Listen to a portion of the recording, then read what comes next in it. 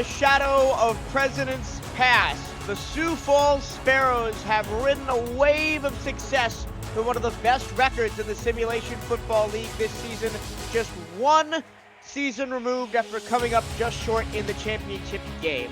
From Liberty Park in Sioux Falls, South Dakota, it is time for the nightcap of your Simulation Football League Saturday. Hello and a very warm welcome. I am Michael Trillo. Alongside me is Wade Phillips on analysis, Phil Cause and Jacob Clear on stats. And tonight, the goal is simple for the St. Louis Gladiators. Win, and you still have a shot to make this playoffs for the second straight season in a row. Lose, and you're headed back to St. Louis for the offseason. Wade, welcome tonight. What do the Gladiators need to do to get it done? Welcome, Michael. Well, St. Louis really needs to keep Javier Vasquez up on his feet and make sure they play a team game, playing solid on defense. And Sioux Falls really needs to establish the defense and establish the run and have their way with St. Louis to get a victory. Both teams have playoff implications, and looking forward to an exciting matchup. Sioux Falls still in with a chance to get the number 2 seed and a first-round bye should they win tonight. And you know that Colin Hart, the 5-season veteran at running back, will be ready to try and rush all over this Gladiator defense. Kickoff is coming up next from the great Midwest. It's the Gateway City against the Great Monument as the Sioux Falls Sparrows host the St. Louis Gladiators. Glad you could join us on the SFL's YouTube channel for this nightcap of your Saturday action. Michael Trillo and Wade Phillips alongside with you. Maxwell Falk, ball on the tee, hand in the air, addresses the football, kicks it with his left foot, and we are underway. And it will be down in the back of the end zone by Ryan Owens. Let's meet the all-rookie crew manning the offense for the St. Louis Gladiators. Javier Vasquez is their quarterback. Cairo Martinez is the running back. Bill Cherry, the fullback. Eagle Mondavi, Ryan Owens, and Paul Dilivo are the wide receivers. Phil Cause, the tight end, with Zach Hollendorf at center. And under center stands Javier Vasquez, the second-round pick out of Ottawa. 2 receivers to his right. He drops back to pass. Has plenty of time, fires it short to the far sideline. That pass is caught by the tight end, Phil Cause. Here's the defense for the Sioux Falls Sparrows. James Kelly, Cam Frosby, and Jonathan Komp on the defensive line. Jose Fuentes, Alex Parker, and Nick Fargo at linebacker. Terrell Davis and John Barnhart at corner. Jay Ringgold, Nathan Barnett, and A.J. Levy are the safeties. 2nd down and 6 after the gain of 4. Just 30 seconds gone by in the opening quarter. Vasquez under center. Here comes the blitz, and Cairo Martinez feels the full front of it as he loses 3 yards back to the 21-yard line. They absolutely penetrated every hole in the defense, the offensive line, and just shredded the running back for a nice little loss, and that sets them up 3rd and 9. Alex Parker and Nick Fargo are one of the most terrifying linebacker duos in the league. Here's 3rd down and 9, launching it deep down the field. It's tipped in the air and incomplete. He was looking for Eagle Mondavi, who is his top receiver, 786 yards and 2 touchdowns coming into the night. But it will be a 3-and-out as Bo Zabrowski trots out to do the punting for the first time tonight. John Barnett got a nice hand on it and to knock it down for a harmless incompletion. That they're going to need a lot of that tonight just to maintain a victory. Barnhart leads the team in interceptions with 7. There's a lot of interceptions among these secondary for Sioux Falls, though. Punt on the way. Fair catch called for by Levy, who is tied for the league lead in returns for scores this season with 3 in weeks 2, 5, and 9. Yes, he is a threat in the return game, and now it brings out Julian Tyree, who, being a rushing threat around the goal line himself, I'm looking forward to seeing it. One of the few quarterbacks we've had in this league that likes to run the football as well. 1st and 10 for their own 48-yard line. Here's the feature back, Colin Hart, and he gets absolutely nowhere. Let's take a look at the offense for the Sioux Falls Sparrows. Julian Tyree is under center. Colin Hart, the feature back. Jalen Wells, the fullback. A.J. Warren, Gunnar Lewis, and Al Dillapre Sr. at wide receiver, Noe Terrazas at tight end, and Dusty Wilson is on the offensive line. Second down and 10 from the 48-yard line after the no gain on first down. Single receiver each side, two backs in the backfield. Tyrena shotgun formation, and here's the quarterback keeper as he gains 3 yards straight up the middle. Here's the defense for the St. Louis Gladiators. Todd Dubstat, Igor Barbatov, and Tony Roberto on the defensive line. Mark Grodick, Nicholas Warner, and Rodney Panati at linebacker. Joshua Duer and Drew Reilly at corner. Colin Douglas, Freeman Peltier, and Geralt Winkler at safety. 3rd and 7. Tyree alone in the gun. 4 receivers to aim at, plus a tight end left. Tyree plenty of time. Now he's forced to scramble. He throws it over the middle and almost throws an interception as it was in and out of the hands of Nicholas Warner, and the teams will trade 3 and outs.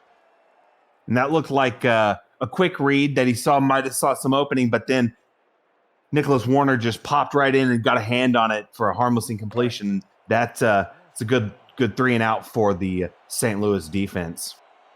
During this punt, I see Arizona Scorpions, that's Eddie Gage in the chat. I owe him an answer to a question I asked him on a broadcast earlier this afternoon. Who has the most pick sixes of all time? The answer to that question, as the kick goes inside the 5, and it's going to sit at the 1-yard line. What an amazing punt by Max Moholt. Wow.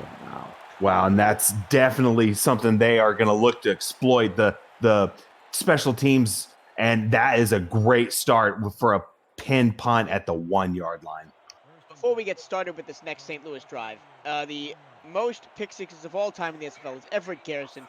He has 6. Now from the 1-yard line, here's the St. Louis Gladiators offense. It's going to be a handoff. Martinez, he's trying to get outside the end zone. He can't do it. It's a safety. Look out. Here comes the Sparrows defense. And there's that stingy Sparrow defense just destroying the line and breaking through the gaps and getting that safety. And that is definitely not what St. Louis wants to start this game. Tyrone McGee and Jose Fuentes combine for the tackle for loss that gives the Sioux Falls Sparrows 2 points and the football back as Amy Shalizzi punts this one away. And it will be decent field position as well at the 40-yard line. It is very difficult to give a team with this much experience and championship pedigree any sort of edge, and that's what St. Louis just did. Absolutely. And they're going to be, this could turn out to be a giant game changer in 8 minutes into the left in the first quarter. And so this could be a telling situation. Play action to Hart. Tyree, plenty of time, throws it to the far side. That pass is caught by Benny Beasley, and he gets out of bounds after a pickup of 6 yards. So positive momentum, and if they can keep this up and just keep their foot on the gas, St. Louis is going to have a real big problem stopping Sioux Falls. And Sioux Falls likes to play this running game mostly, but they like underneath passes and out routes and short plays.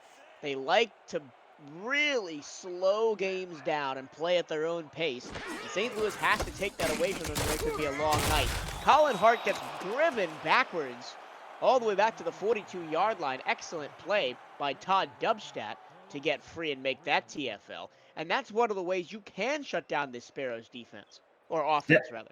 Definitely, yeah. You get penetration and stop that run game before it starts, because really they don't threaten much through the passing game.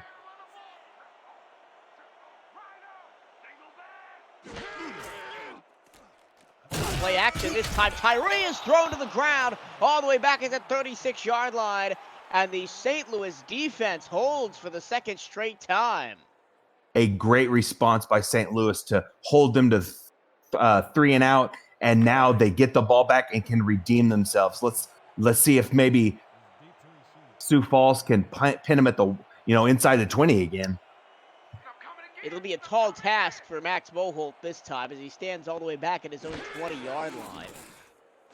He gets the punt away from the 25. Ryan Owens back deep to receive. He fields it at their own 25, so essentially flips the field to Moholt.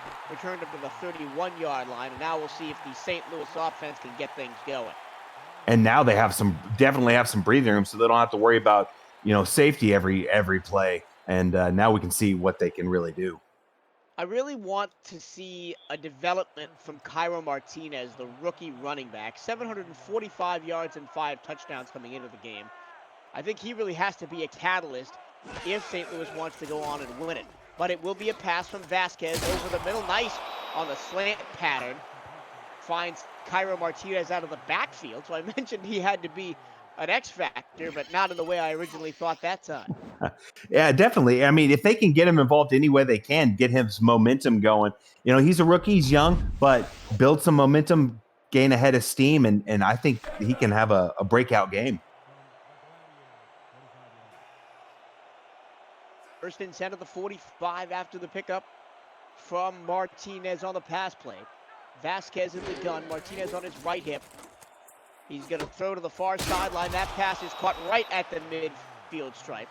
And then getting out of bounds after a gain of 4 is Paul Dillevue.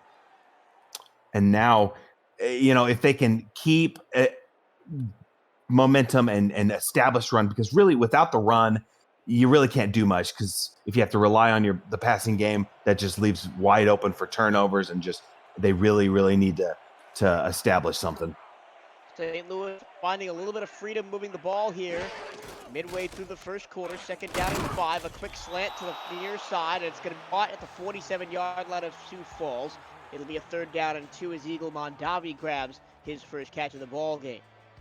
Now a third and short, Mondavi gets first catch of the day, and now it really makes me wonder what they can do right here. It looks like they might run it. Martinez and Cherry in the backfield, Vasquez under center. And they got Sioux Falls to jump offside, and it's a fullback dive from Bill Cherry, who would have gotten the first down easily anyway. They got all the way to the Sioux Falls 40. They might decline this penalty. Absolutely, free play, and I mean, heck, why not give the fullback some free yards? I mean, shoot, it's first down anyways. Bill, not the most prolific carrier of the football, only 48 yards coming into the game, only 3 yards a week ago on 2 carries in the loss to Houston. Mainly uses a blocker, and when his name's called, he tries to put a 100% effort, and right there he did. Another fresh move of the chains for St. Louis at the Sioux Falls 41. Trailing 2-0 after the opening safety. Nice spin move in the hole by Martinez, and he's going to pick up 7 yards. And dare I say it, Martinez is looking more like Colin Hart than Colin Hart is here in the first quarter. Indeed he is, because Colin Hart hasn't really gotten anything going, and there's Cairo picking up a nice 7-yard gain, and I mean, showed some fluidity and some jukiness, and really picked up some decent chunky yards. Again, Sioux Falls stacks the box. On second down and 3, they give it to Martinez. He tries to bounce it outside, and that's the exact same play where they scored the safety on. Look out. Here comes Nick Fargo for the second straight tackle for loss for him. It almost looks like Sioux Falls might have game planned for that specific play, and as it shows that they have done nothing with it, and on that play, they really blew it up in the backfield. On plays like that, whoever gets the most overload to a single side is going to have the advantage, and that time Sioux Falls brought more numbers to the party. Now on third down and 7, pressure coming off the edge, and Javier Vasquez goes down. All the way back at the 43-yard line, it's Jonathan Cobb, his 4th sack of the season. And Jonathan Cobb gets his 4th sack, and really heads up play to stay strong through the block and get that bring down. And those last 2 negative plays may have pushed St. Louis out of field goal range. We know Amy Shalizi can hit him from about a country mile away, but this time Zabrowski will try to pin the Sparrows. Deep fair catch called for and taken at the 13-yard line. Well, history is against St. Louis tonight if they want to keep their hopes of making the playoffs alive. They have lost all 5 meetings to the Sioux Falls Sparrows, all the way dating back to season 8. And the last meeting was in season 11, a 31-0 win for the Sparrows. First and 10 for the Sioux Falls 13-yard line. 3 receivers to aim at. Back to pass goes Tyree over the middle, and that pass is caught 11 yards up to the 25-yard line. First down for Sioux Falls. He threaded the needle because he put it right where he had to get it, because there were silver jerseys all over, and he threaded it in. Big pickup for a first down.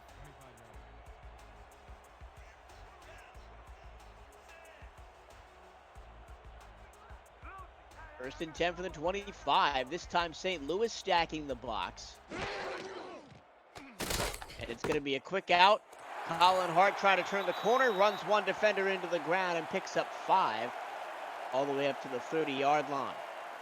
And there's Colin Hart getting some usage and really breaks that tackle and picks up an extra 5, really. And if they can get some more of that, they can get him going, and he can be a game changer. Second down 5. Power I formation, strong side right. They're going to give it to the feature back Hart, who bowls over another defender and picks up a first down. Now the Colin Hart train is beginning to leave the station. Another move of the chains for the Sparrows. And you alluded to it earlier, pretty much who stacks more people on that side get the victory. And on that time, Sioux Falls really stacked that side, and they picked up that extra bit of yards, including the big truck by Hart. That's twice now that Hart's been one-on-one with the defender and won that battle. And here goes Tyree again on the quarterback keeper, and he's going to pick up 8 yards straight up the middle. And he is a weapon that they use in the run game, in the passing game. He's very accurate, completing almost 75% of his passes. And he really is a threat to take off at any moment. 2 rushing touchdowns this season does Tyree, the only quarterback with rushing touchdowns in the entire league. Second down and 2, they go I formation. It'll be a fullback dive. Here comes Jalen Wells, and Jalen Wells gets to midfield. He's an excellent counter to Colin Hart. Hart has good speed and power on the outside. Jalen Wells brings that power to the inside runs. Indeed, he does that. He has up to this point 435 yards and 3 touchdowns. So they definitely do involve him in the run game.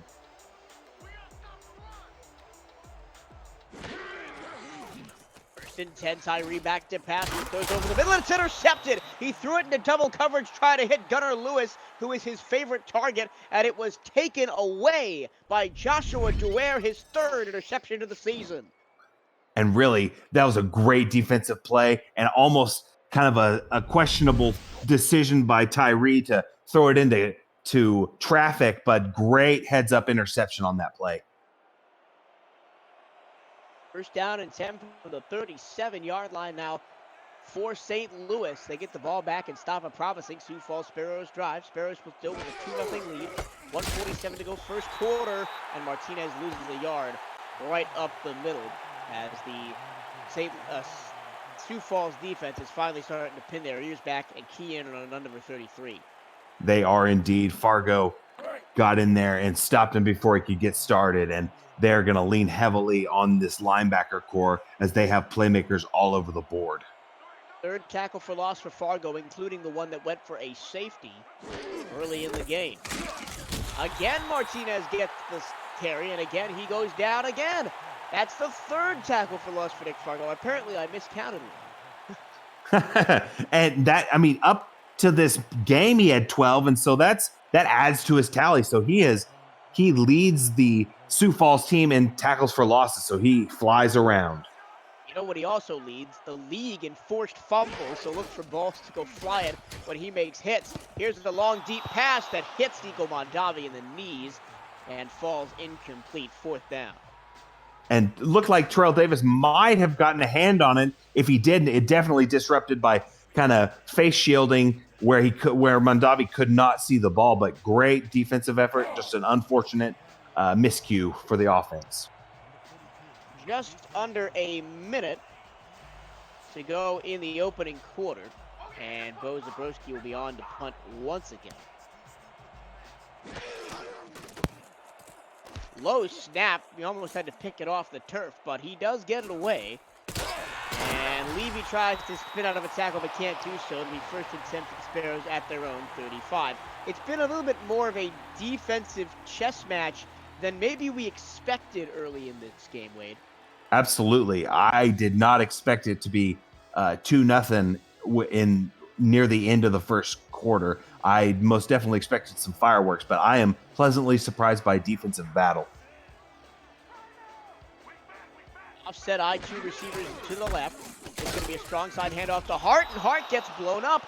The defenses rule the day so far, as getting back there to make the stop was Drew Reilly. Yes, and really, it's almost like these two offenses just have not been on their A game today, but the defense is sure game to play.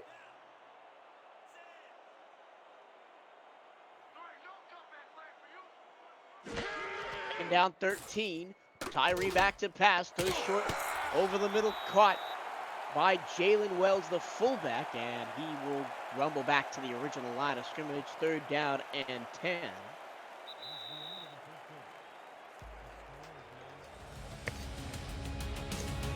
And that is the end of the first quarter. The only score coming from the safety after the magnificent punt by Max Moholt. A beautiful tackle by Nick Fargo means that it is 2-0 Sparrows after 1. This is the Simulation Football League on YouTube.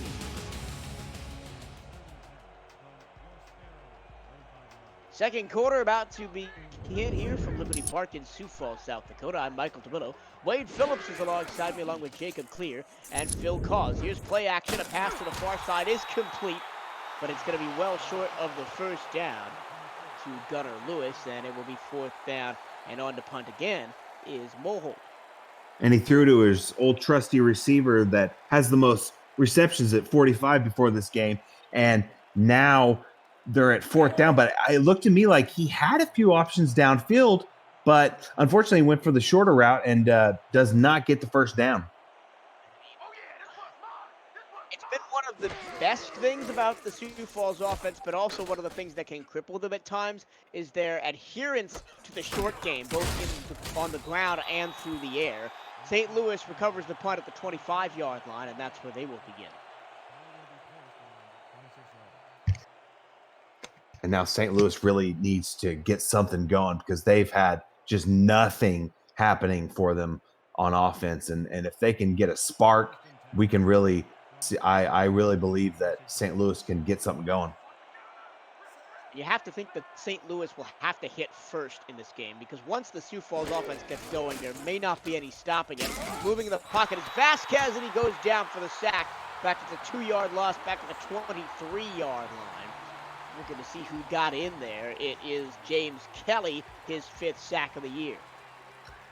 And like we said before the game, keeping Javier Vasquez on his feet is going to be key. And that is not going to get it done because they've averaged 3 sacks against per game.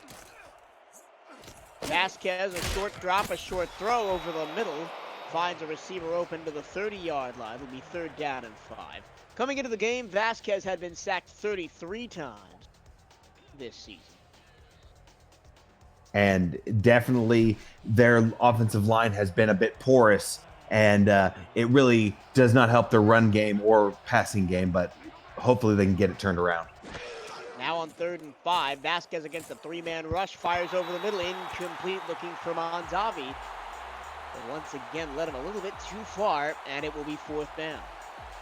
A bit errant on the pass, was trying to lead him, but unfortunately was just mistimed on the timing and just could not get it completed.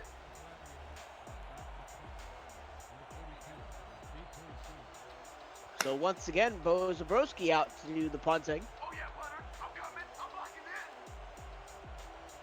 As both defenses hold over and over and over again as he gets the punt away from just inside the 20. Received by Levy at the 30, and that's where he'll stay. They'll give him 1 yard of forward progress to the 31-yard line. 9 minutes 30 to go. Second quarter, Sparrows lead the Gladiators 2-0.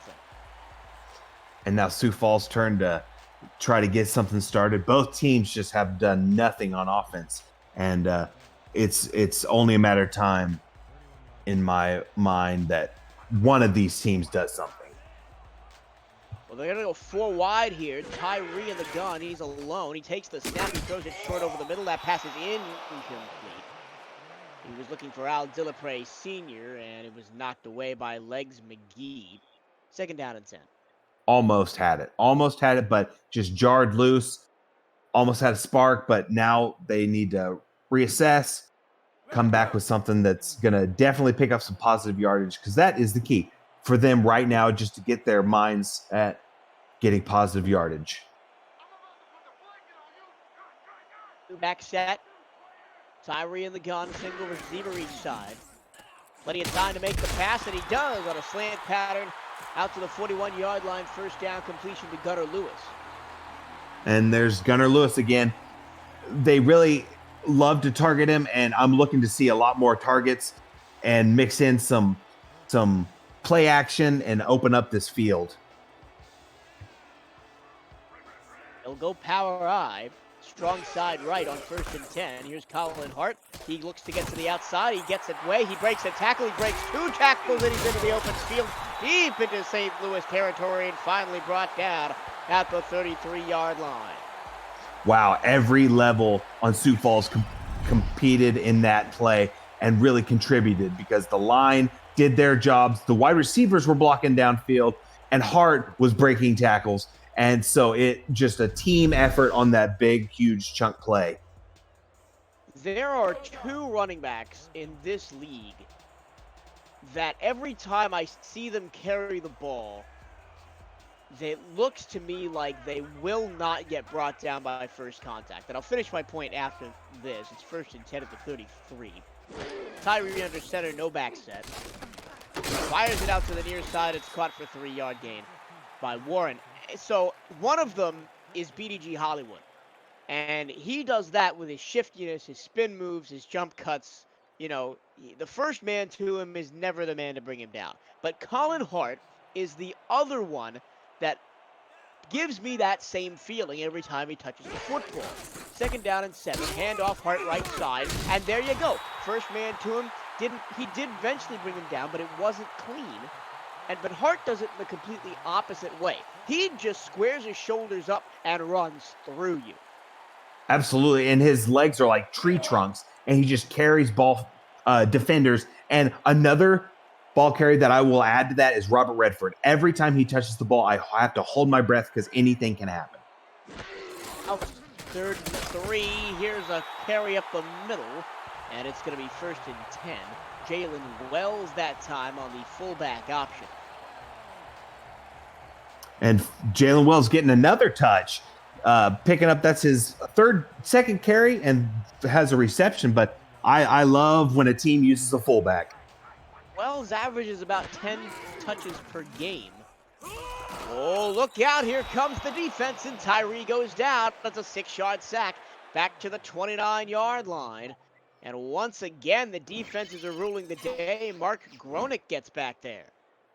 Yep, Mark Gronick got back there quick and planted Tyree onto the turf. And Tyree, I almost looked like he got happy feet a little bit, kind of lost his progression and just didn't see the man coming.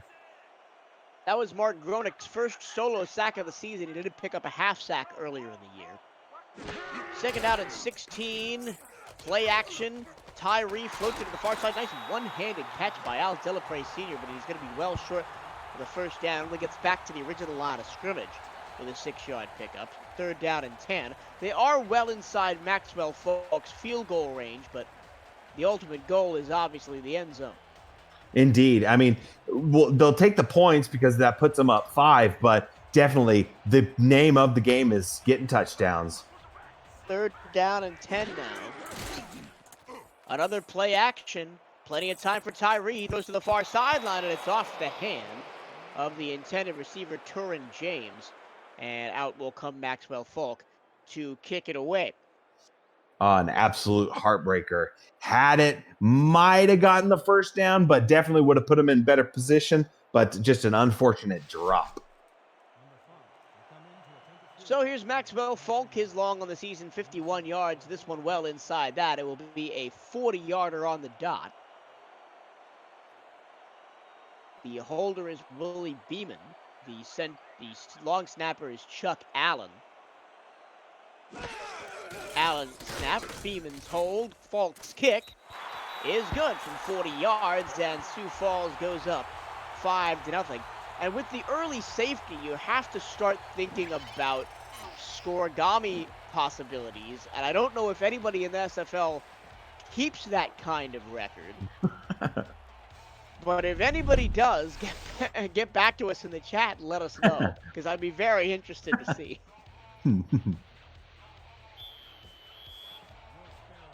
But anyway, it's 5-0 Sioux Falls, 6:10 to go second quarter. And St. Louis still looking for some answers on offense. Once again, all of these players on offense, rookies, still finding their feet in the SFL. They've had some bright spots this season. And Ryan Owens looks for a lane. He won't find it. He'll be stopped at the 22. Probably the biggest bright spot of the year was when they came back from 3 scores down to beat Mexico City in week 2, which basically shocked everybody. Everybody. And I mean, because who would have thought an offense full of rookies could come back 3 scores down and pull that off? It's just a miracle. First and 10 at the 22 for St. Louis. They'll need a similar kind of offensive performance tonight as Tyro Martinez falls forward for 2 yards.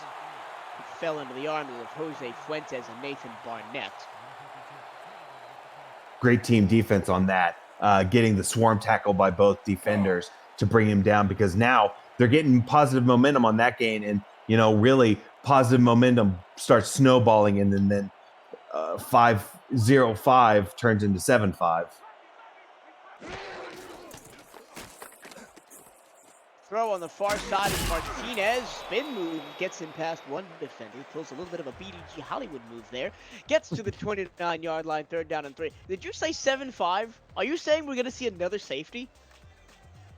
No, I'm talking St. 7-5 the other way. Yeah. For some reason, I thought you meant 7-0 the other way. I was like, that's a bold prediction. 3rd down and 3. Vasquez back to pass. To the far sideline, excellent defense by Terrell Davis to knock it away. Will be 4th and 3. And yet another 3 and out for this St. Louis offense. What a great defensive play by Terrell Davis. He got back, got his hand on the ball to knock it down. And he is the only player on this Sioux Falls team to have an interception return for a touchdown. And I mean, I saw his eyes light up thinking he could take that back to the house. I thought he was out of position when I saw that play developing. He did a very good job to get his hand to the football and knock it away. So here comes Zabrowski again. He gets the punt away from his own 15. It'll be decent field position for Sioux Falls. Is breaking a tackle is A.J. Levy, and he gets up to the 38. The ever dangerous A.J. Levy gets a few right there, but I know this St. Louis team is very aware of what he can do in the return game. Every time you see Levy break that opening tackle, it starts tickling in the back of your mind that he could go the distance. All he needs to do is find some space. Didn't happen that time, but he does get to the 38. Handoff Colin Hart right side. Looks for a lane, finds it. Looks for the speed, finds it. And he's finally brought down at the St. Louis 39 as a nice run to open up the drive for the Sparrows. A great way to start this drive. A giant chunk of yards just on a simple run, but the offensive line blocked, the wide receivers and tight ends blocked, everybody blocked. He broke tackles and picked up a solid gain. Colin Douglas was the man to bring him down at the St. Louis 39, but that single run effectively flips the field from their own starting field position. Power I split left. 7 in the box for St. Louis. Handoff Hart, strong side right. He's going to get a nice block. He's going to put a stiff arm to put a man in the dirt. He's going to find the sideline and finally be run out of bounds at the 15-yard line. So Hart about 60 yards on 2 carries right there. Wow, and it almost feels like they might get him a breather before they score, because I mean he's on fire this drive, and now it's starting to click, and you start to wonder, could we see our first offensive score of the game besides the field goal? sides of the field. I was waiting for that. Yes, Will yes. we see our first touchdown of the game? Very Yeah. likely. So now they're inside the red zone for the first time today at the 15-yard line. Gunnar Lewis is the big danger threat here. He's got 10 receiving touchdowns on the season. And look out, Tyree. He's going to be taken down immediately as the offensive line went out to dinner. And Todd Dubstat gets home to sack the quarterback. And Todd Dubstat leads this team in sacks, and that just adds to his lead, pads the stats, and they're going to try to not just pad the stats, but get a stop on this drive. Second down, 14. They need to keep this one close to maybe find some offense. But towards the end zone it goes, and it's incomplete as Freeman Peltier almost knocked it away from, or he did, in fact, knock it away from Warren. And that was a dangerous play by Tyree to try to thread that in there. Although it was almost caught, it almost went into the hands of two silver jerseys. Now third down and 14. St. Louis doing a nice job of holding in the red zone. Tyree, play action, pressure comes, and he's thrown to the ground all the way back to the 24-yard line. Guess who? It's Todd Dubstat. Once again, his third sack of the ball game. Todd Dubstat is a monster down there, and he just shreds offensive linemen, tight ends, fullbacks, running backs, anybody you try to put a shoulder on him, he will just go right through them and do exactly what he did on that play. Coming into last week's game against Arizona, Julian Tyree had been sacked the fewest times out of any quarterback that has played all 11 games. He has now taken 7 sacks in 1.5 games. Wow. Field goal up and good from Falk, his second of the game, as Sioux Falls takes an 8-0 lead, but somehow it's still a one-score game with 2 minutes 48 seconds left in the first quarter. I sure as heck didn't expect this. But I mean, you pointed out 7 sacks in 1.5 games. That is not a trend you want going into the playoffs.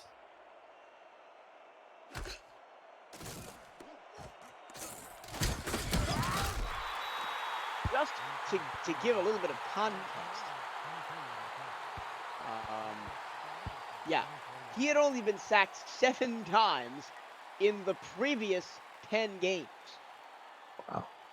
Wow. So, Yeah, that's something went wrong, whether it be in the film room or what, but they are not wanting that, I can guarantee. well, now St. Louis has to answer on offense. First and 10 for their own 23. Vasquez floats it to the far side. It's intercepted. He severely underthrew his intended receiver, who was Paul Dillevue, and Sioux Falls has a lifeline to blow this one wide open. It's Nathan Barnett with his first interception of the season. And that's the rookie Nathan Barnett gets his first interception of the season, and that was just a heads-up play, just played it perfectly, high-pointed it, got it, and got a few positive yards on the return, stepped out of bounds, but heads-up play by Barnett. That is Barnett's first career interception. Congratulations to Nathan Barnett, the rookie out of Lincoln. And a float to the far side. Oh, Tyree almost gave it right back because Drew really had a hand on that football. Second down and 10. I'm extremely surprised that Drew really didn't bring that in. He has 6 sacks on the 6 interceptions on the season, and that almost ended up being the 7th.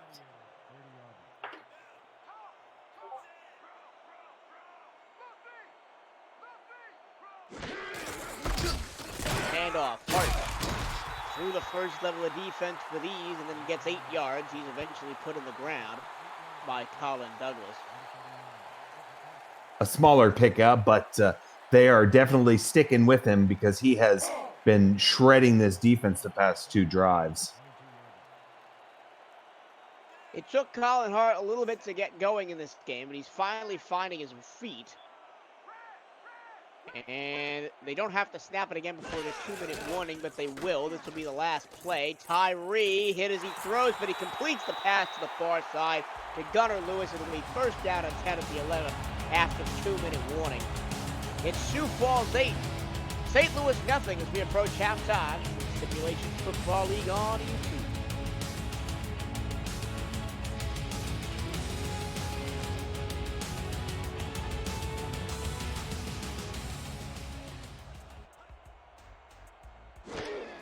First and 10 for the 11. Colin Hart breaks the tackle, breaks a second tackle, and walks into the end zone. What a tremendous touchdown from Colin Hart.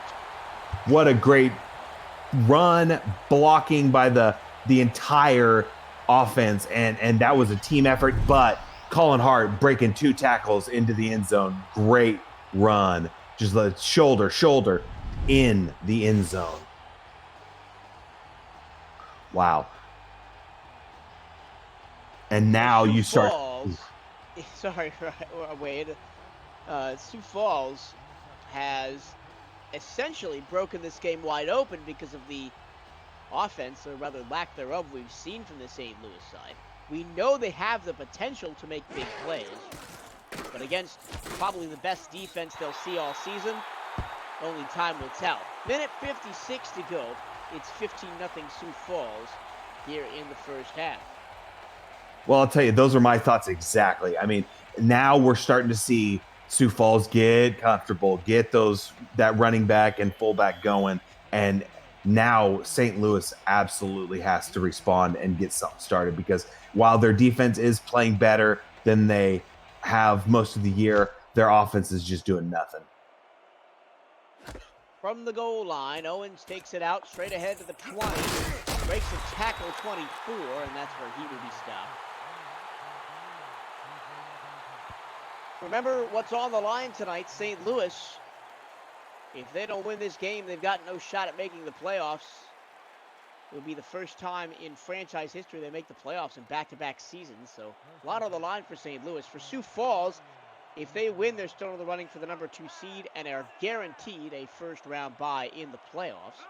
And all they got to do is protect a 15-0 lead. Late blitz is picked up, but then the pressure breaks down, and that's a coverage sack if I've ever seen one, as Javier Vasquez goes down as he had no one to throw it to. You absolutely said it. Coverage sack through and through. He had protection. It's just it eventually broke down when, I mean, he couldn't find anyone to throw it to, and he broke that first sack attempt, but then just couldn't get that second one to shake off. Cam Crosby eventually was the one to bring him down. Second down and 16, short throw over the middle is complete. Leaping catch made, but it'll only get to the 22-yard line, bring up 3rd and 11. That's Ryan Owens on the receiving end that time. And now, I mean, they've got to pull out everything but the kitchen sink, because that 15-point lead is could only get larger, and they really need to whittle away this deficit. Once again, 55 seconds in the first half. It's a deep threat, incomplete. Excellent play by Jay Ringgold, knocked that one away. Ringgold leads the league in passes defended with 15, and he adds one to his tally right there. He does, and he is just a ball magnet where he just knocks everything down, gets the interceptions a lot, but he is just a pass breakup machine. Thank you, TYTY5801 with the score updates from the other game. Mexico City up 24-7, 9:05 to go in the third. Big game for Mexico City in terms of seeding.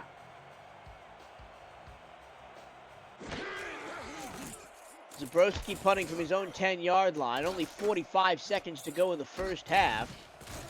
Levy can't make the first men miss, because there were 3 of them there, and he gets up to the 45. So now, do you go for it? Do you try and increase the lead before halftime, or do you just run it? Oh, no, I absolutely try to increase this lead, because, I mean, really, you're only up 2 scores. So, I mean, you need every point you can get. So I would try to get at least to where you're in field goal range and try to get 3 more points at least.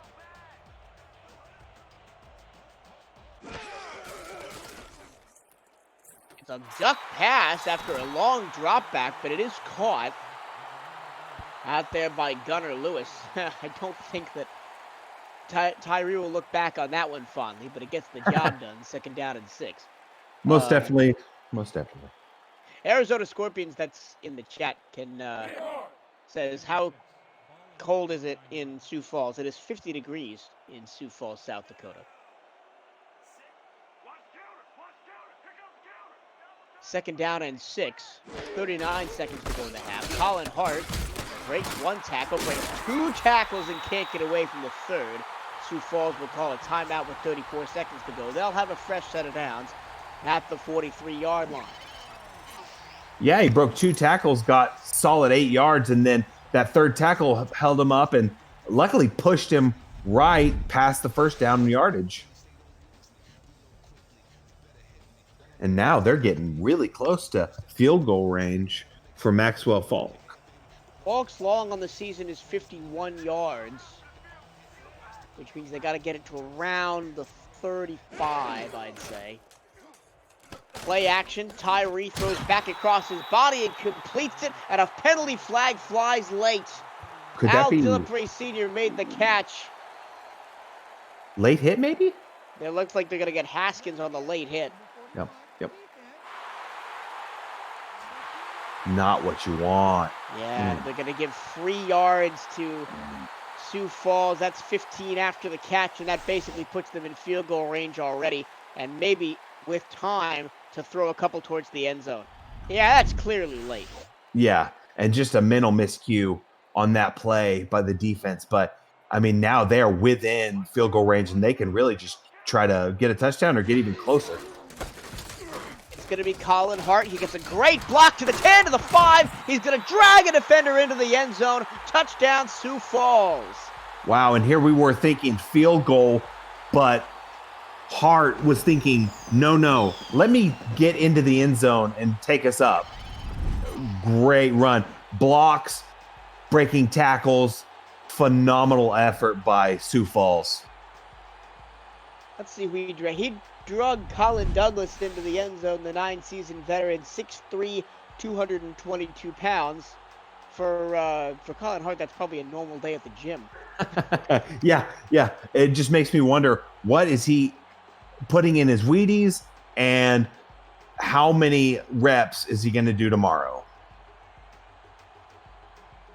So with 6 seconds left on the first half clock, Sioux Falls has well and truly blown this one open. It's now 22-0. Sparrows on top of the Gladiators. And we will get a kickoff from Maxwell Falk, and probably not much more than that before we hit the halftime break. And can we see a little special teams magic from St. Louis to end this half? That would be something that would leave Sioux Falls wondering. Well, St. Louis right now is looking for answers, and they haven't really found any on the offensive side of the ball. They started out well on defense, but then Colin Hart finally found the angles, and the blocks finally got in place, and he's been picking St. Louis defense apart here in this second quarter. Absolutely. It's almost like Colin Hart unhitched the trailer he was carrying and really flipped it into high gear, and has been looking back at the defense as he's running into the end zone. 2 seconds left on the second quarter clock, so we'll get one play. Vasquez, middle, caught by Monzavi, and that will take us to halftime. Your score, Sioux Falls Sparrows 22, St. Louis Gladiators nothing. As we are halfway through the final contest of Saturday afternoon and evening.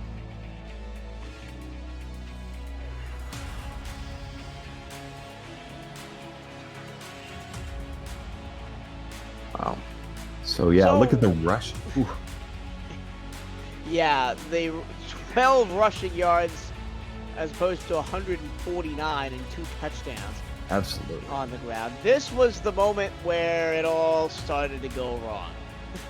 Yep, first drive really of the game for St. Louis, and just to give up 2 points right then was heartbreaking. And then you've got the turnovers, and really just absolutely nothing happening for St. Louis.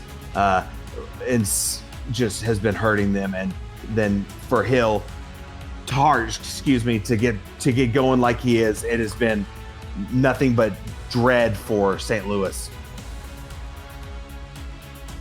Art can strike fear into the minds of any defender. All you have to do him is just show him tape like this. You know, he gets to the outside.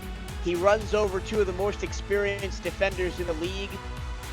Here was the big miscue from Vasquez as he airmailed the interception to Barnett, the first of his career. Here's the first Colin Hart touchdown. As boom, there goes one defender. Boom, there goes the second defender. One on each shoulder. And the blocking was phenomenal as well. Yeah, I mean, you can't mention Hart. I mean, we do a lot, but without mentioning the terrific blocking in front of him. I mean, Jalen Wells does a fantastic job. Dusty Wilson does a great job leading the offensive line as well. Absolutely. It's been a real team effort for Sioux Falls, coming from defense and offense both. Michael Trillo, Wade Phillips, here with you from Sioux Falls, South Dakota. Second quarter on tap. The final 2 quarters of action on this 6-game Saturday afternoon and evening in the Simulation Football League. Jacob Clear and Phil Cause are along on stats as well. Sioux Falls with a 22-0 lead. They'll get the football first to start the second half. Kick on the way. Fielded by Levy at the 1-yard line, and he'll come up to the 23, and that's where the Sparrows will begin the game. A couple of stats for you from the first half. St. Louis only had 2 first downs. Colin Hart, 149 yards on 13 carries with 2 touchdowns. He's averaging 11.5 yards per carry. My goodness. I mean, he is when he's on, he's on. He's not on the field right now. It's empty set on first down. Tyree, plenty of time, throws to the far side, has Warren, and he'll get out of bounds at the 29 after a gain of 4. Defensively, the main bright spot for the Gladiators is Todd Dubstat. 6 tackles, 2 sacks, 4 tackles for loss. Yeah, he came to play, and that's one of the big reasons why this deficit for St. Louis isn't larger, because Dubstat has really kept Sioux Falls in check as much as he can. It's a quarterback keeper, and he falls forward close to the first down as Julian Tyree. That's the 3rd run of the game for Tyree. And he really gets pretty good yardage whenever he takes off. I mean, it really adds a dimension to this offense that not many other teams can replicate. And off Hart, left side of the blocker out in front of him, but he outruns the blocker. And he will get a first down out to the 38-yard line. A little bit impatient there, my Hart. You're very impatient. Yeah, that's my thought. Because, all he had to do was just hold up just a little bit, and his big man would have probably cleared the way. But, hey, when you want to go, you want to go. And he just couldn't wait for that blocker. Cooper Colston's probably back in the huddle going like, come on, man. Just be patient. Yep, I had it. I was there. 1st and 10 for Sioux Falls from their own 38-yard line. Handoff left side. Oh, somehow, Colin Hart escaped that first tackle, but it was eventually brought down in the backfield by Mark Grodick, 2nd and 12. Man, he's so strong because, yeah, they got him in the backfield, but that would have been a loss of, 4 instead of 2. So, man, he is just so strong. Now on 2nd and 12. Tyree back to pass. He fires middle. He has his man caught inside St. Louis territory, to the 48-yard line. There's the danger man, Gunnar Lewis, who is now over 700 yards receiving on the season. And there he got to it. And they have been targeting him early and often whenever they're not going to Colin Hart. But he is definitely a threat anytime he gets the ball as as referenced by his 10 touchdowns.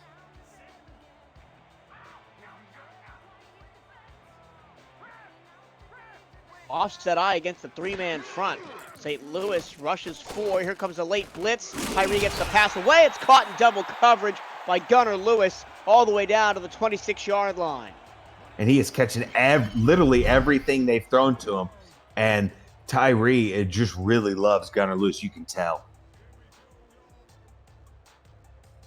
So Gunnar Lewis has 10 receiving touchdowns on the season. Let's see if you've done your homework. Who are the two that have more? Oh, I just was looking at this before the game, and now, of course, you put me on the spot, and I blink. Here's the 5th takeoff by Tyree, and he picks up 7. He does that in the red zone, and that goes for a touchdown. Yes, indeed. He's done it twice this year on the goal line, and he's gotten touchdowns, but he is a little spark plug on this team.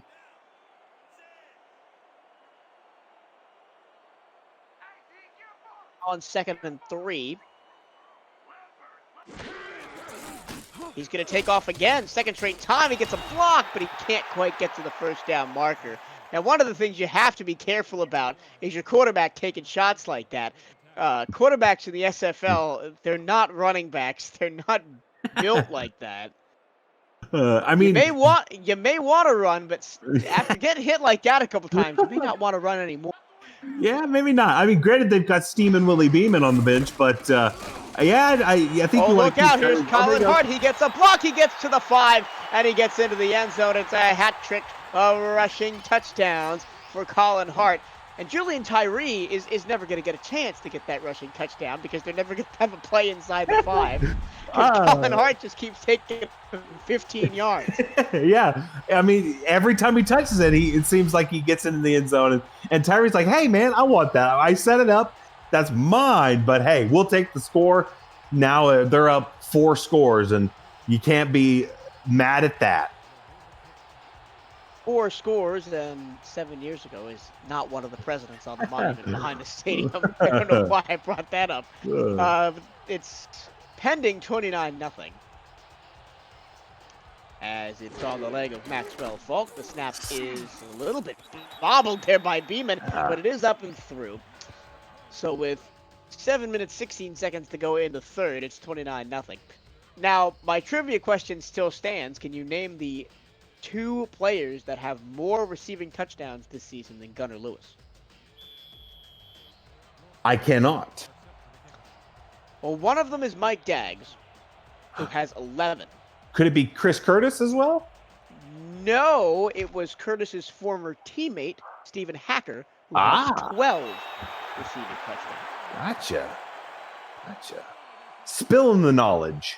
A little bit of SFL trivia on a Saturday night. Now, I was going to bring up, and this I don't remember, even though I should, because I called their games back in the day. The only other running quarterback I can really remember in SFL history, and I've only been around since late Season 8, so I haven't been here the entire time. First and 10 for St. Louis, around 20 after the touchback. Handoff Martinez up the middle. Nice run there as he picks up 8 yards. There was a Dallas quarterback back when they were known as the Dallas Roughnecks and Lobos. And he used to do that option run all the time as well. And he scored maybe about 10 rushing touchdowns in his career. If anybody knows that name in the chat, I think Dwayne Schindler might. He's been around a while. But yeah, that quarterback for the Dallas Lobos before they moved to Seattle, who loved to run. And his name is escaping me. This time Martinez can't get away as he's tackled for a loss of 2. Yep, Nick Fargo got in there with the pressure and brought him down. That's his, I think, 3rd tackle for a loss today.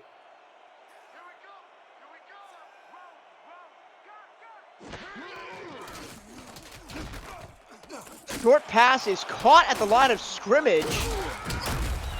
And Phil Cause just goes backwards 3 yards. And I get the sense that pass was not intended for him.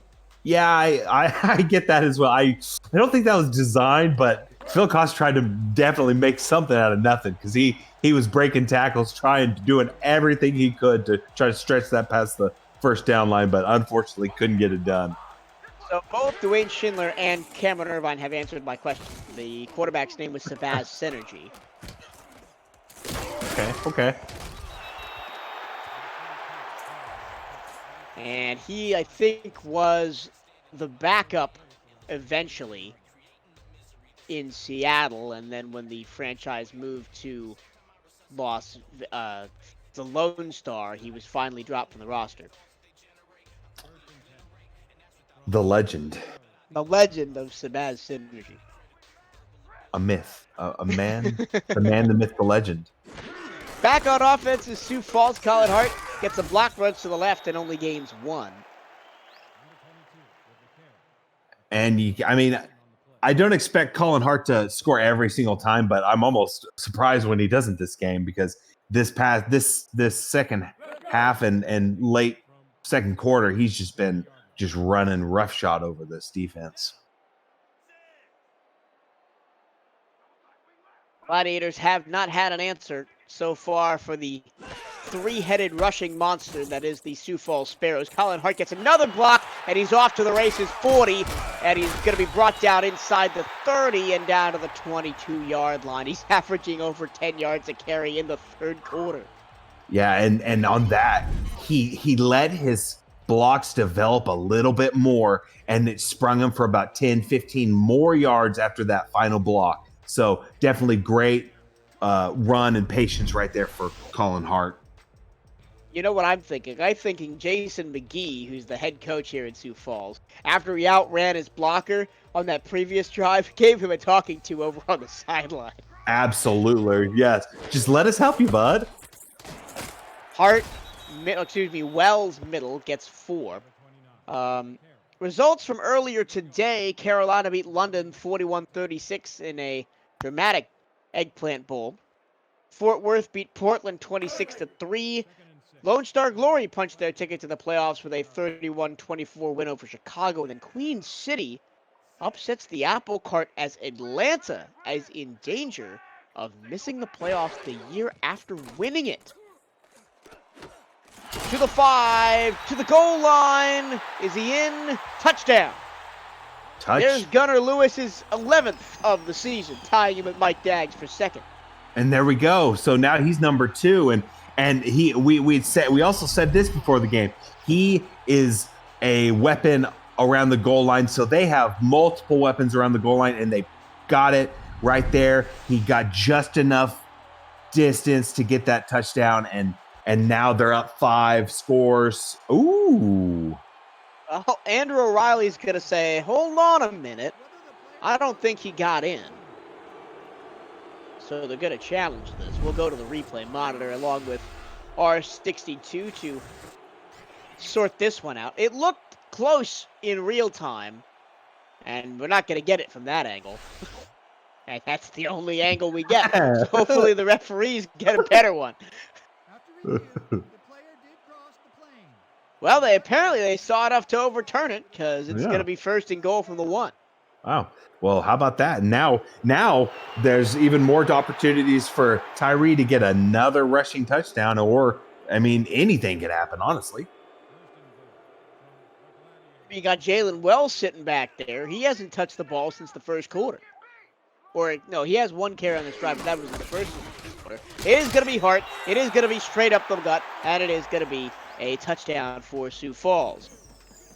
And now that's his 4th touchdown of the day, and I guarantee he's taking his line out and fullback and blockers out for a nice steak dinner tonight. All the bonuses he's getting with all those touchdowns, he can afford it. Yes, and definitely people are going to look back when he gets a nice payday and look at this game and say, yeah, I like it.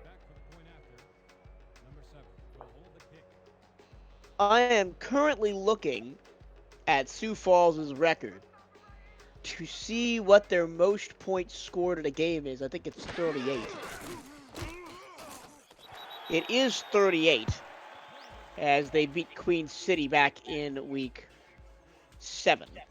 Okay. 38-17. So they are 2 points away from matching their highest point output of the season, and we are not out of the third quarter yet. Yes. So, yeah, definitely prolific day for them, and really they've had their way on the ground. And St. Louis just really needs to do something to show a spark of life because they are fading fast.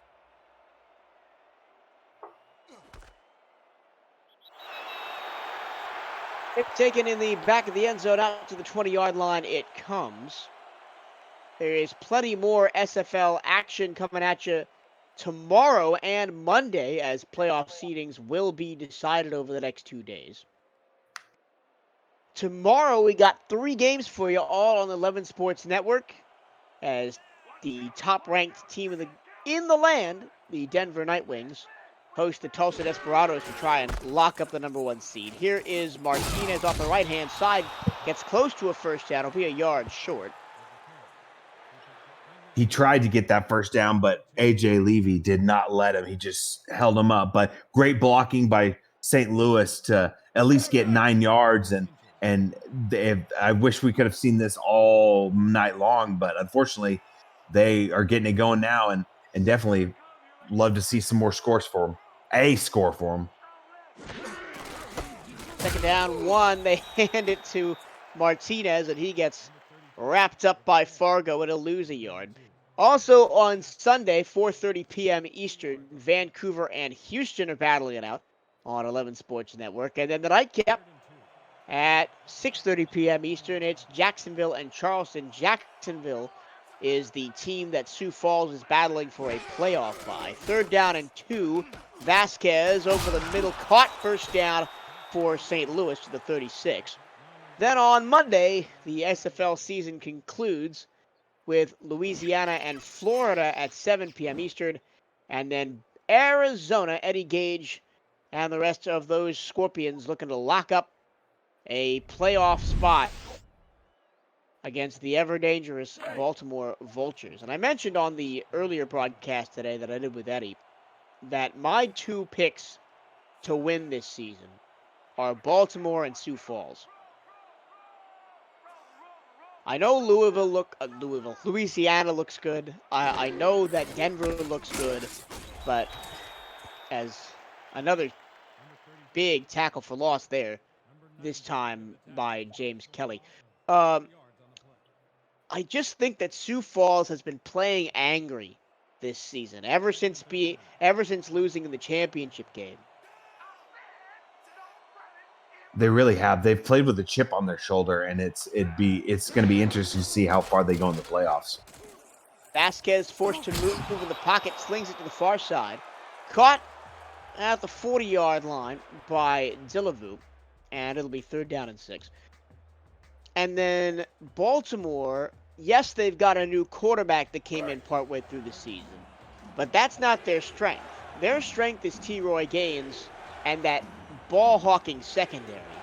And if you can turn the ball over as consistently as Baltimore does, you've got a shot to win any game you play. Here's 3rd down and 6. Vasquez, plenty of time in the pocket. Now coverage breaks down, and he's going to go down all the way back at the 30-yard line. And another sack on the day for Cam Frosby, his 2nd of the night. Yeah, a big coverage sack right there. He had nowhere to go downfield. Tried to get some separation, but just nothing happened, and saw all his progressions, and it just brought him down for a sack. To finish my point about the playoffs, the beauty of it is it's one game. You get one chance to survive and advance. Anybody can win any game. So, anybody gets in it can win it. Yes, they can. And really, nothing in the regular season other than getting into the playoffs matters. Playoffs are a whole new season, and teams are going to play like they should, like one game, and they could be out. We saw it last season in the playoffs with Mexico City getting upset by Queen City. Oh, here's Colin Hart again. He's to the 40, 35, and dragged down at the 33-yard line. Average is now up over 11 yards per carry and up over 200 yards for the game. Wow, Let's gets to see where the that two. puts him. He is now at 1,567 yards for the season on the ground. Wow. I mean, that is prolific. And I mean, to get two centuries in one game is a feat amongst itself.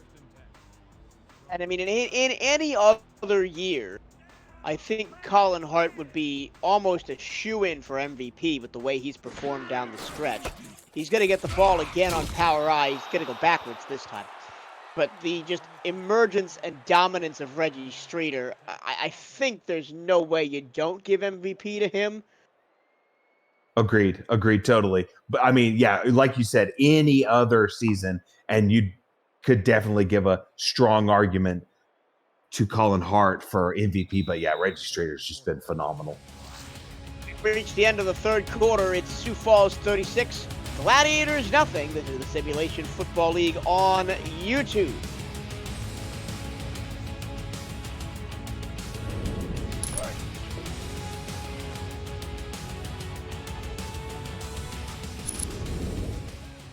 Four's up in the chat. 1 quarter to go. Michael Torillo is here with you, alongside Wade Phillips, Jacob Clear, and Phil Cause. Up the middle goes Jalen Wells, and he'll get 4 yards on second down, third down, and 6. You know, that time Colin Douglas kind of punished Colin Hart because he said, hey, you know, the past few drives, you've just been punishing us. I'm going to punish you.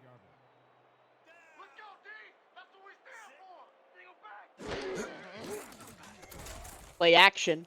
Plenty of time for Tyree, and he throws a pick. Well, he had all the time in the world to make the right decision, and he made the wrong one. Nicholas Warner got in there and grabbed it. And that's the second interception of the game for the Gladiators.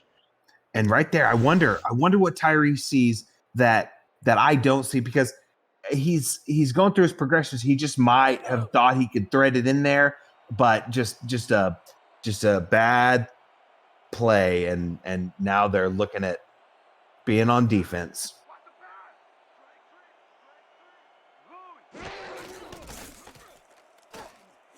Jump pass over the middle as pressure was coming towards Vasquez. He does get it away to Ryan Owens. 3-yard gain up the middle.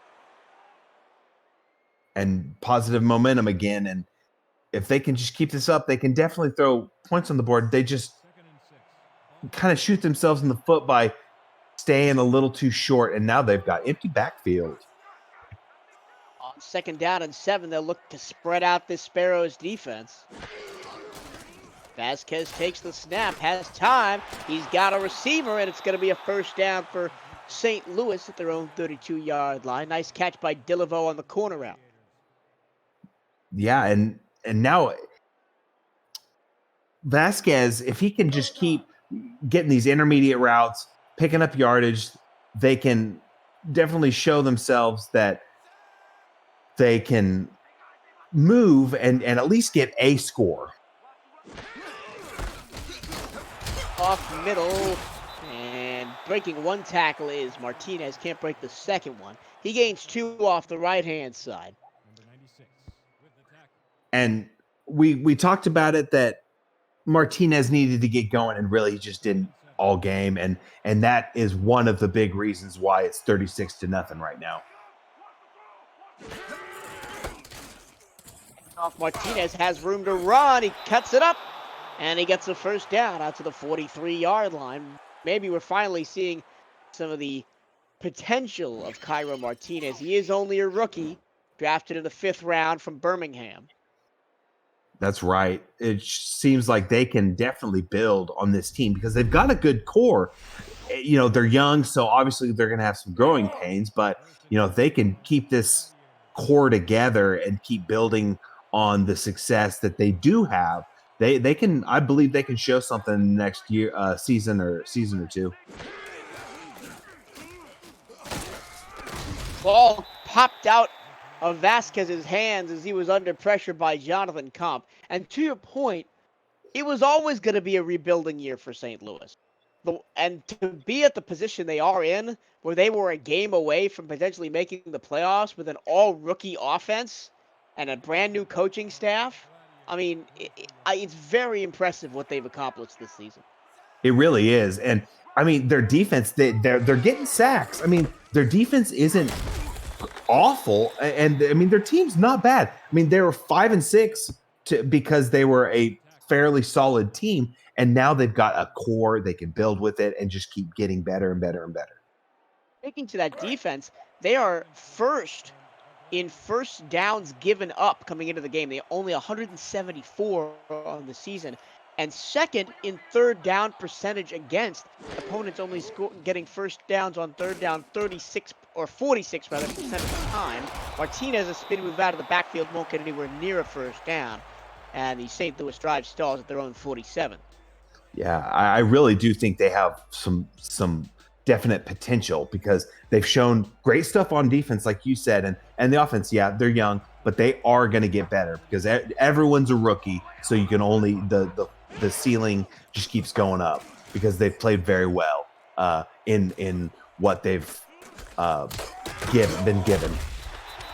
They've proven they can score, right? I mean, 45 points against Mexico City. Yeah. Obviously their high watermark, but 26 against Las Vegas, 20 against Queen City, 20 against Tulsa. When the cards align, St. Louis has had their moments this season, and they came up just a bit short. But it doesn't. I think 2021 will be a bright year for the St. Louis Gladiators. I totally agree with you. And really, I think we've just seen the beginning of something that they can definitely build on and show in a few seasons, whether it be, next season or the season after that. But I think they've really got a nice little core group that can do some stuff. 7 minutes, 10 seconds to go in the ball game. Sioux Falls with a 36-0 lead. If you're still with us on YouTube, thank you very much for spending your Saturday evening with us, and pretty much all of your Saturday with us. We started games at 1:30 in the afternoon Eastern time, and we're still going at almost 10 or at almost 10:30 at night. So that's a good 9 hours straight of SFL action. Yeah, great to have you folks. And Michael, you've got your money's worth today on games. I mean, 3 in the past 48 hours? 3 broadcasts in the past 48 hours. 2 SFL games and a high school football game on Thursday night. So it's been a long start to this weekend for me. Yep. Hit as he throws is Tyree, but he does complete the pass to Zillipre, but it's going to be short of the first down at the 21. And you start thinking about playoffs. So Sioux Falls, it looks like, is in great position at the moment to get that second seed. So now it's going to be a lot of answering back by the other teams in that playoff race. Yeah, but they do have to contend with Jacksonville and Louisiana. Denver is out of their reach. Denver plays tomorrow. But it does depend on what Jacksonville and Louisiana do. Let's see. Sioux Falls has played neither of those two teams, so it's going to have to be a common opponent's tiebreaker if that does happen. And I am not the man with the Foley sheet. That happens to be Cameron Irvine, so only he can tell you what the situations are. Yep. And I'm sure there'll be an article coming out either tonight or tomorrow morning after all the games wrap up. Oh, yeah. To tell you what each team needs to do tomorrow. Yep. But I'll tell you, Sioux Falls has to be very happy with how this game went. I mean, at the moment, they're pitching a shutout. We don't know what's going to happen in the next 5 minutes, but, their defense has come to play. Their offense started off slow, but they really snowballed into a great rushing effort for this team and defense. But Fargo, I'll tell you what, Fargo has to be up on my list as well as Hart for player of the game. Dwayne Schindler with a great point. St. Louis has won more games the past 2 seasons than they had in the previous 4 combined. It's been a terrific turnaround for St. Louis. Made the playoffs last season for the first time in program history. As Javier Vasquez with a nice completion on a curl route there for a first down. Yeah, absolutely. They are definitely on an upward trend. And the coaches, the players have to be very happy with at least how their season went under the circumstances.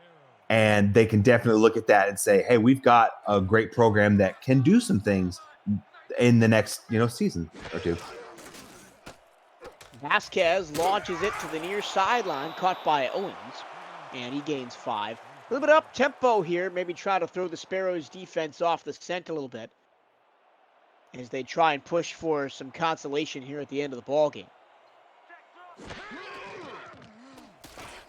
Vasquez, room to fire, does, and a nice sliding grab by Eagle Mondavi. Nice catch. And now they're keeping it going.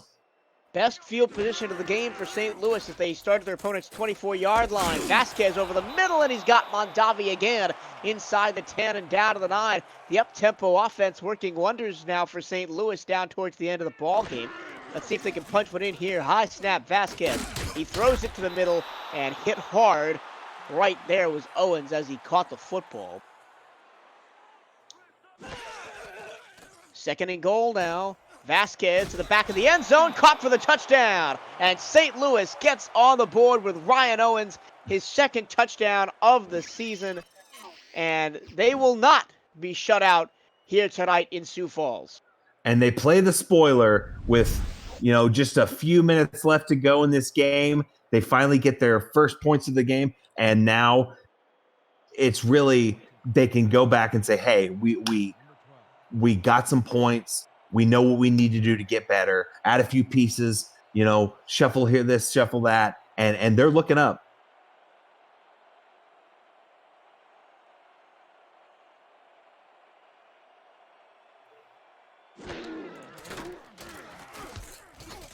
Point on the way and good. That was, I just did some quick math with my phone. The first points that St. Louis has scored against Sioux Falls in 85 minutes of game time against the Sparrows in the last 2 contests. Yeah, that's what would that be? 7 quarters? It's 7 and just over a half quarter. Woo. Quarters. Ooh. They try the onside kick maybe to get some more playing time for their offense, but it will be easily fielded by Sioux Falls. And as we wind down this massive day of games, I don't know how much you've taken in today, Wade, but what was your game of the day? I'm gonna have to say the game that actually you and Eddie called, because watching it from when I did from halftime on, it was down, it was a 2-score game, and then it turns out to a 1-score game, and then that fumble at the end, that was just the play, my play of the game, like of the day. Just to get that fumble, and then he picks it up after forcing the fumble. So that was just a phenomenal game. And in terms of what that single play meant to the Lone Star Glory at an expansion ownership group in their first season to make the playoffs in the manner that they did, it has to be one of the plays of the season for the organization. Absolutely. It could be, obviously, since it's a new club, I mean, that could end up down the line being one of the plays of their franchise, really. Yeah, I mean, my game of the day, a little bit of bias here, is the Eggplant Bowl, Carolina over London 41-36. I mean, it was a great game, great rivalry game. Both teams with playing with nothing to lose. And it was back and forth all game. Nice show of offense there to end the season for both clubs. Yep, it was just a great day of games for the SFL. Really, a packed lineup of pretty good games all day, really. And off right side, Hart, or excuse me, that is not Cullen Hart. That is Freddie Fox, the 3rd string back on the field for the last 2.25 minutes. And I didn't quite see it, but is that the great Steamin' Willie Beeman I see at quarterback? We'll have to find out after the break. We've reached the 2-minute warning. Sioux Falls 36, St. Louis 7. This is the Simulation Football League on YouTube.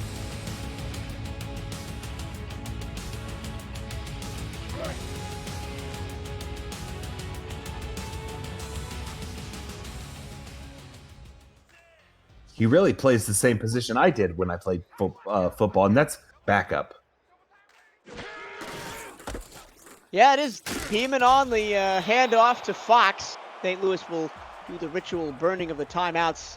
Apparently, Mexico City is all over Las Vegas, 47-10. Woo. So, a bit of a blowout south of the border as well. Playoffs start October 11th with the wild card round. And that is also the next chance you have to play crowd play. So keep an eye on all the schedules to make sure that you are aware of what game that is, because there are 3 games, wildcard games on October 11th. And there was... Oh, sorry, go ahead. And obviously we'll know dates, times, and matchups after Monday night's games have all concluded. Indeed. And now they've got Hart back out there, picking up an extra couple yards on that play. But, yeah, this game is well within hand.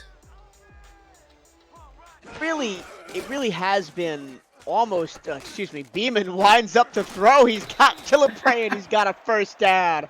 How about that? And at least for any team that I follow, it's usually calls for the backup to come in, but I love seeing the backup get in because that's what I was, and love to see the backup get a pass completed and pad those stats. Backups don't get a lot of love in the SFL, but I want to quickly, as we wind down here, tell my favorite backup story as St. Louis calls their final timeout. There was a game I called, I think it was 2 seasons ago. It was London and Tulsa. And that was back when Reggie Streeter was on London and tearing the league apart. That was, I think, the season where he had the record for most rushing yards in a game. He almost broke the record for most rushing yards in a season. There was a game that I called between them and Tulsa where he went down early in the second quarter, did not return to the game. Their backup running back was a man named King Jack Washington, and he ran for like 150 yards and 2 touchdowns, and London ended up winning the game. So that's my craziest backup SFL story. And my question is, did he immediately retire and say, I can never top this? I am sure he did. You will have to ask Liam. But the kneel downs come out here as Sioux Falls will salt away the final minute 15 of clock for this 36-7 victory. Once again, we thank you for joining us on this edition of SFL After Dark a little bit here at the end. We kind of turned it into the SFL podcast a little bit here in the second half, but I hope you all have enjoyed the broadcast tonight and throughout the day, and will continue throughout the weekend. Yeah, tune in tomorrow and Monday, folks, and going to see some excellent action, nonstop, all day. What game are you most looking forward to rest of the way? I'd probably have to say the nightcap tomorrow. Yeah, Sioux Falls is going to go for this to match their highest point total of the season, actually to increase upon it. They will do so. Hey, and they topped their total, and now they're going to be excited about that. Oh, yeah. So they go out on a high note. So you say Charleston, Jacksonville tomorrow night. Yep. Definitely the nightcap. I am inclined to almost agree with you. Mine would be the nightcap on Monday, because what a story would it be if Arizona came back and beat Sioux Falls and Baltimore back-to-back in the last 2 weeks of the season to make the playoffs. That would be... Remember the Houston story from a couple of seasons ago, where they won their last 4 against 4 playoff teams to qualify. This would be up there. Yeah. Yeah, to go against, top 5 teams, really. And, I mean, just to show the grit to do it. I mean, that's quite a story going into the playoffs for sure. And just from pure storyline perspective, that's got to be my favorite up-and-coming game. From pure talent on display, it's either Louisville, Florida, or Charleston, Jacksonville. Yep. St. Louis with 10 seconds to go and no timeouts. This will be the last play of the game as they spike it, so the next play will be the last play of the game.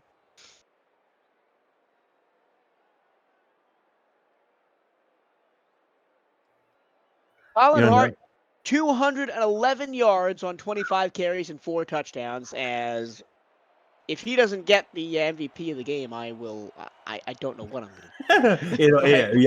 Yeah, it's got to be. I mean, that he's the only one I can see them giving it to, but at the same time, the defense of Sioux Falls was just phenomenal today, really, and it was definitely a team effort. One more catch by Eagle Mondavi will do it for this one. The Sparrows top their top scoring performance of the season with a 39-7 victory over the St. Louis Gladiators. Gladiators eliminated from playoff contention. They finished at 5-7. Sioux Falls finishes 9-3 and will get a first round bye in the playoffs. That is confirmed. Whether or not they get the number 2 seed overall is still to be confirmed. We have to wait for Jacksonville and Louisiana to play tomorrow and Monday, respectively. But there's not a lot to say that wasn't just summed up in the stat line for Colin Hart about this one. It started slow. Both teams took a while to find their footing, but once Sioux Falls got going, it was just all downhill from there. It was. It was a free fall for St. Louis in the stat and score column, but really Sioux Falls turned on the gas and just did not look back the entire rest of the way. Let's see, Hart, 211 yards, just and I'd say 80% of that came in the second half. But I mean, he was just phenomenal today and just really could not be stopped. The blocking was phenomenal. The defense was phenomenal. Tyree didn't have his best game, but he'll look back and say, it was just a blip. And then I have to talk about St. Louis. The rookies had a rough game, but they can look back at this season and say, we got some stuff accomplished and the sky is the limit.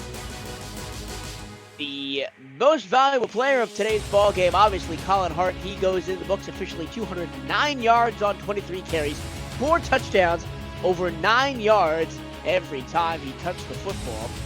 And that will do it for us.